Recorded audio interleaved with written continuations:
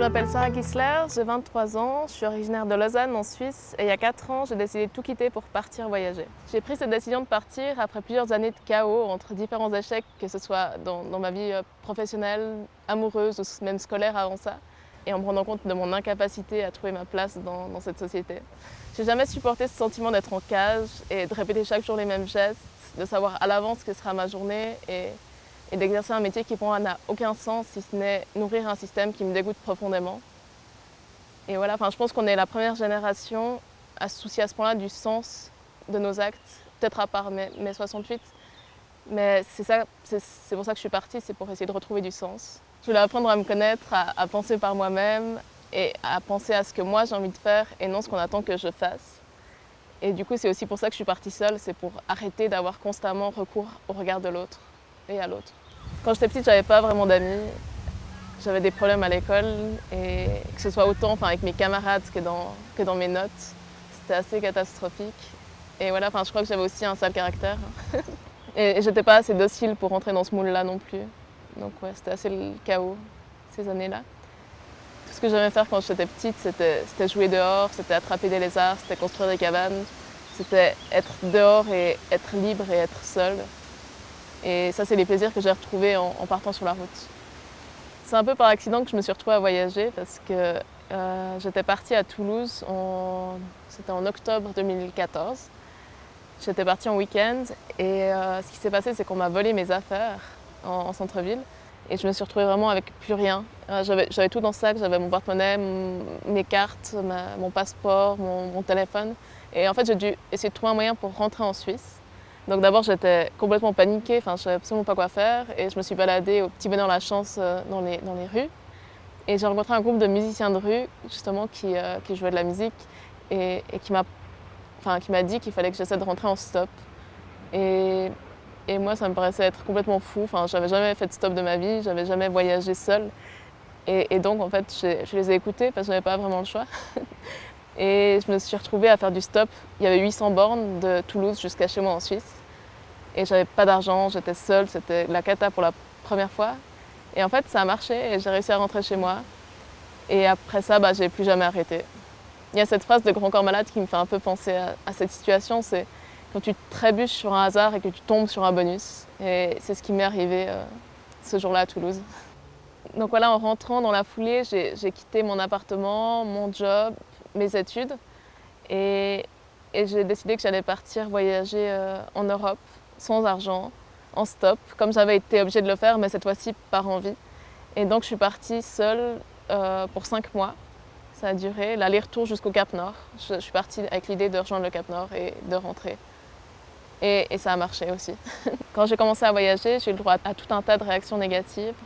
On m'accusait d'être folle, inconsciente ou complètement lâche.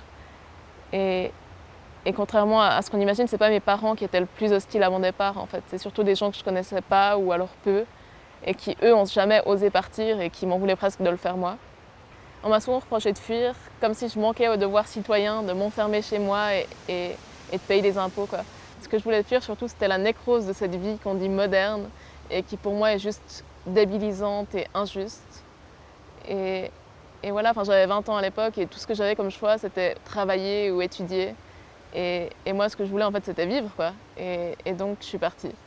Je suis repartie 2 fois après ce voyage au Cap Nord. Une fois, je suis partie en Asie. Cette fois-ci, j'avais un peu d'argent, donc j'ai pris le transsibérien. J'ai été de Moscou jusqu'à Irkoutsk en Sibérie. Et de là, je suis partie en Mongolie, où j'ai passé 2 semaines dans une famille nomade. Et après, j'ai rejoint la Chine. Et de là, je suis partie aux Philippines pendant 5 mois, où j'étais sur différentes îles aux Philippines. Et après ça, je suis partie, cette fois-ci en stop et sans argent à nouveau, depuis Lausanne en Suisse jusqu'en Colombie, jusqu'à Bogota. Et l'idée, c'était de traverser le tout en stop uniquement. Donc je suis partie d'ici en autostop jusqu'à Gibraltar. Et de là, j'ai trouvé un voilier pour aller jusqu'aux Canaries et des Canaries à la Barbade, donc aux Caraïbes, où j'ai passé 6 mois à naviguer entre les îles et puis à aller découvrir les îles à pied. Pour voyager sans argent, je me déplace uniquement en stop ou à pied, mais en stop du coup en autostop, en bateau-stop et j'ai aussi testé l'avion stop dans les Caraïbes. Pour me nourrir, en général, je fais de la récup beaucoup. J'ai appris à pêcher, je sais reconnaître ce qui peut être mangé dans une forêt. Et ouais, parfois il y a des gens qui m'invitent aussi à manger chez eux. Donc entre tout ça, ça se passe assez bien. Et puis pour dormir, j'ai un hamac avec une bâche et puis une moustiquaire. Donc je peux facilement dormir dans la forêt. Et des fois, je m'installe dans le jardin des gens qui m'invitent chez eux et parfois ils ont de la place, du coup je vais chez eux. En général, les gens sont souvent surpris de me voir débarquer comme ça. Mais par contre, les réactions que j'ai eues, c'était toujours beaucoup de bienveillance. Et ouais, j'ai jamais eu de problème avec qui que ce soit sur la route. Et pourtant, je suis une femme seule, je n'ai pas d'argent, j'avais quand même pas mal de critères pour qu'il m'arrive des emmerdes, mais ça a toujours été. Donc je sais pas, soit le monde n'est pas aussi dangereux qu'on nous le dit, ou soit j'ai vraiment beaucoup de bol, ou bien un peu des deux, mais du coup c'est plutôt positif, il ne m'est jamais rien arrivé. Ce que j'aime le plus dans ces voyages improvisés, c'est les rencontres que je fais, qui sont toujours hyper diversifiées. Les gens s'énervent un peu quand je dis ça, mais c'est pas la destination qui m'importe le plus. Je m'en fiche un peu de où je vais. Et voilà, les paysages c'est beau, mais ça ne fait pas un voyage pour moi. Ce qui m'intéresse vraiment, c'est de rencontrer des gens. Et du coup, là, en général, on me répond qu'il y a aussi des gens en Suisse et que j'aurais qu'à aller voir eux. Mais je crois que le voyage ouvre vraiment à l'échange, en tout cas pour moi, qui d'habitude c'est plutôt timide, pour pas dire carrément sauvage. Et en voyageant, je suis beaucoup plus ouverte à échanger vraiment, à recevoir vraiment, à écouter. Et voilà, c'est pour ça aussi que je voyage. Et encore une fois, le fait d'être seule, c'est un avantage parce que j'ai beaucoup plus accès aux gens en étant seule. Pour moi, voyager, c'est revenir à quelque chose d'élémentaire, d'essentiel. J'ai vraiment arrêté de me soucier autant qu'avant de mon avenir ou de ce que peuvent penser les gens ou de la peur de manquer. Et du coup, aujourd'hui, je suis vachement plus sereine. J'aime bien ma vie, finalement. Et je crois que c'est ça, en fait, la liberté, c'est de vivre une vie qui nous plaît. Et voilà.